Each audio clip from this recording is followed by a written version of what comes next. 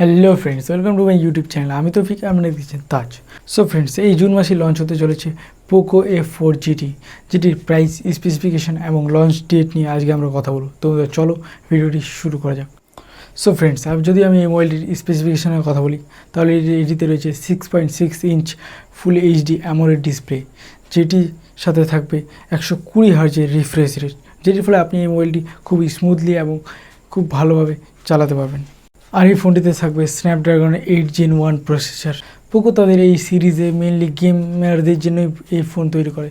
তার মানে পোকো তাদের এই সিরিজে শুধু গেমারদের লক্ষ্য রেখে তাদের এই সিরিজের ফোন বার করে। তাই এই ফোনটিতেও দেওয়া হয়েছে সেই একটি নেক্সট লেভেলের প্রসেসর, যেটির ফলে আপনি এই মোবাইলটিতে খুব ইজিলি এবং খুব স্মুথলি ফুল এইচডিআরে গেম খেলতে পারবেন। আর যদি আমি মোবাইলটির র্যামের কথা বলি, তাহলে এটিতে দুটি ভেরিয়েন্ট থাকবে।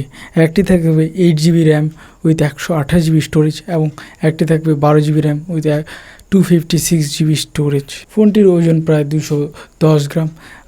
ওভারঅল একটু বেশি ফোনটির ওজন যদি 200 গ্রামের থেকে কম হতো তাহলে আরও বেশি ভালো হতো।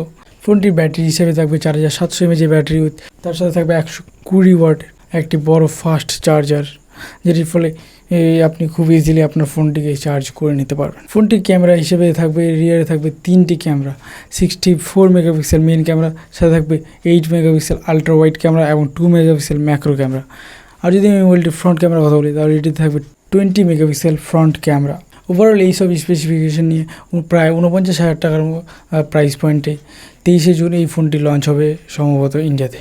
তো বন্ধুরা, আজকে এই পর্যন্ত। দেখা হচ্ছে পরের ভিডিওতে। ভিডিওটি ভালো লাগলে লাইক করবেন